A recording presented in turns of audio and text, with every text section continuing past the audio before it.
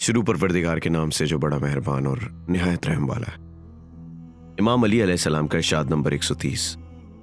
جب آپ صفین سے واپس آ رہے تھے اور کوفہ کے باہر قبرستان پر نظر پڑی تو فرمایا، اے ویران گھروں، اجڑے مکانوں اور اندھیری قبروں کے ساکنوں، اے اہل تربت، اے اہل غربت، اے اہل وحدت، اے اہل وحشت، تم آگے بڑھ کر ہم سے پہلے منزل پر جا پہنچے اور ہم بھی تمہارے پیچھے پیچھے تم سے ملنے کو آ رہے ہیں۔